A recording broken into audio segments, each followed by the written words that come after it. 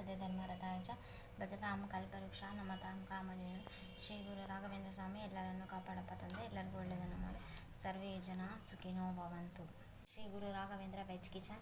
Please like, share, comment, subscribe. Thanks for watching my channel.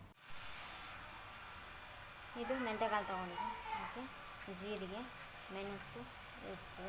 Okay, next ಇದು ಹಸಿ ಖಾರ ಐತಿ, ಶುಂಠಿ ಐತಿ, ನೆಕ್ಸ್ಟ್ ಬೆಳ್ಳುಳ್ಳಿ ಐತಿ. ಇದು ಹಿಂಗೆ ಲಾಸ್ಟ್ ಒಗ್ಗರಣೆಗೆ ಇವಾಗೇನು ಬೇಕಾಗಿತ್ತು ಇದು. ನೆಕ್ಸ್ಟ್ ಕರಿಬೇವು ಸೊಪ್ಪಿದೆ, ಕೊತ್ತಂಬರಿ ಸೊಪ್ಪಿದೆ. ಓಕೆನಾ. ಇವಾಗ ಫಸ್ಟ್ ಮೇನಾಗಿ ಪೌಡ್ರ್ ಮಾಡ್ಕೋಬೇಕಾಗಿರೋದು ನಾವೇನೇನಂತಂದರೆ, ಪೌಡ್ರ್ ಮಾಡ್ಕೋಬೇಕು. ಹುರಿಯೋದೆಲ್ಲ ಏನು ಬೇಡ, ಹಸಿದೆ ನಡೀತೈತಿ, ಜಾಸ್ತಿ ಏನಿಲ್ಲ. ಕರೆಕ್ಟು 4. ಓಕೆ, ಇದು ಕ್ವಾಂಟಿಟಿ ಜಾಸ್ತಿ ಮಾಡ್ತಾಯಿದ್ರೆ ಜಾಸ್ತಿ ಹಾಕ್ಕೋಬೋದು, ಏನು ತೊಂದರೆ ಇಲ್ಲ. ಇನ್ನೊಂದೆರಡು ಹಾಕೋಣ. ಓಕೆ, ಇದು ಮೆಂತೆಕಾಳು. ಓಕೆ, ನೆಕ್ಸ್ಟ್ ಇಲ್ಲಿ ಜೀರಿಗೆ ಹಾಕ್ಕೋಬೇಕು. ಓಕೆ, ಜೀರಿಗೆ ಹಾಕ್ಕೊತೀವಿ.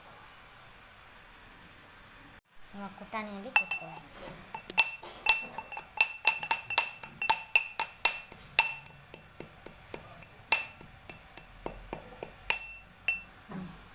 ಇನ್ನು ಸ್ವಲ್ಪ ತರಿಯಾಗಿ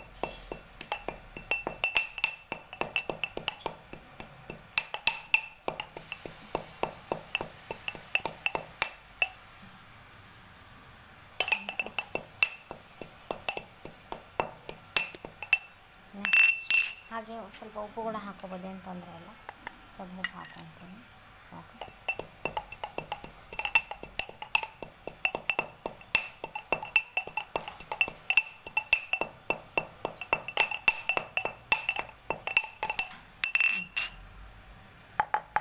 ಓಕೆ, ಪೌಡ್ರ್ ಆಗಿದೆ. ಇನ್ನು ಸ್ವಲ್ಪ ಪೌಡ್ರ್ ಮಾಡ್ಕೊಳಂಗಿದ್ರೆ ಮಾಡ್ಕೊಬೋದು, ಏನು ತೊಂದರೆ ಇಲ್ಲ. ಓಕೆ, ಫಸ್ಟ್ ಬೆಳ್ಳುಳ್ಳಿ ಹಾಕ್ಕೊಂಡಿದ್ದೀನಿ. ಓಕೆ, ನೆಕ್ಸ್ಟ್ ಸ್ವಲ್ಪ ಹಸಿ ಖಾರ ಹಾಕ್ಕೊತೀನಿ. ಓಕೆ, ಸ್ವಲ್ಪ ಹಸಿ ಖಾರ ಹಾಕ್ಕೊಂಡು ನೆಕ್ಸ್ಟು ಸ್ವಲ್ಪ ಶುಂಠಿ ಹಾಕ್ಕೊತೀನಿ, ಹಾಗೂ ಸ್ವಲ್ಪ ಕೊತ್ತಂಬರಿ ಸೊಪ್ಪು ಹಾಕ್ಕೊತೀನಿ. ಓಕೆ, ಇದೆಲ್ಲ ಹಾಕ್ಕೊಂಡು ಇದನ್ನು ಪುಟಾಣಿಯಿಂದ ಕುಟ್ಟಬೇಕು. ಓಕೆ,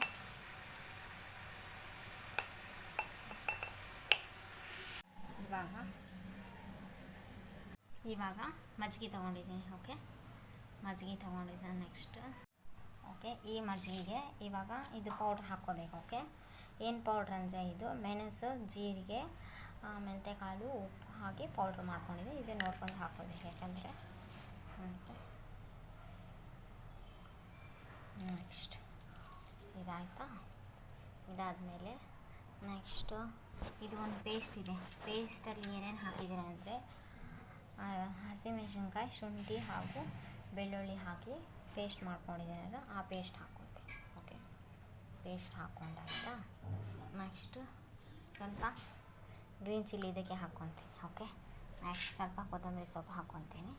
ಕರಿಬೇವು ಸ್ವಲ್ಪ ಒಗ್ಗರಣೆಗೆ ಸ್ವಲ್ಪ ಇಲ್ಲಿ ಹಾಕ್ಕೋಬೇಕು. ಓಕೆ, ನೆಕ್ಸ್ಟ್ ಇವಾಗ ಇದನ್ನು ಚೆನ್ನಾಗಿ ಇದು ಮಜ್ಜಿಗೆ ಮಾಡೋದಿರುತ್ತಲ್ಲ ಅದು ತೊಗೊಂಡು ಈ ಥರ ಮಾಡ್ಕೊಬೇಕು. ಓಕೆ, ಮಜ್ಜಿಗೆ ಮಾಡೋದು ತೊಗೊಂಡು ಓಕೆ, 2 ಕೈಯಿಂದನೂ ಮಾಡ್ತಾರಲ್ಲ ಮೊದಲ ಕಾಲದಲ್ಲಿ, ಆ ಥರ ಮಾಡ್ಕೋಬೇಕು. ಓಕೆ, ಇವಾಗ ಇದಕ್ಕೆ ಹಿಂಗು, ಸಾಸಿವೆ, ಒಣಮೆಣಸಿನ್ಕಾಯಿ ಎಲ್ಲ ಹಾಕಿ ಒಗ್ಗರಣೆ ಕೊಡಬೇಕು. ಒಗ್ಗರಣೆ ಕೊಡೋಣ. ಎಣ್ಣೆ ಹಾಕ್ಕೋಬೇಕು. ಸ್ವಲ್ಪ ಎಣ್ಣೆ ಒಗ್ಗರಣೆಗಿದೆ, ಸ್ವಲ್ಪ ಎಣ್ಣೆ ಹಾಕೋ ನಂತರ ಸ್ವಲ್ಪ ಸಾಸಿವೆ ಹಾಕ್ಕೊಂಡು. ಓಕೆ, ಸ್ವಲ್ಪ ಸಾಸಿವೆ ಹಾಕೋ ನಂತರ ಸ್ವಲ್ಪ ಜೀರಿಗೆ, ಹಾಕೊಂಡ್ಮೇಲೆ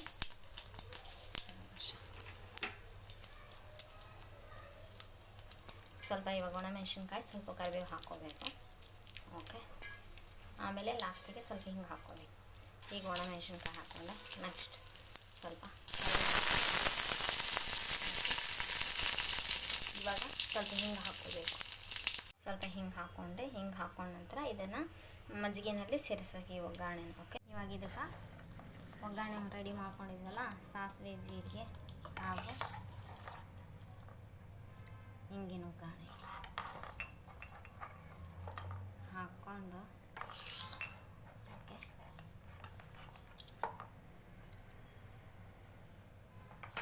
ನೆಕ್ಸ್ಟ್ ಒಂದು ಸಲ ಗೀರು ಅಂತ ತಿರ್ಸಿಬಿಟ್ರೆ ಬಿಸಿ ಅನ್ನ ಹಾಕ್ಕೊಂಡು ಊಟ ಮಾಡ್ತಾ ಇರೋದು ಹಿಂಗೆ.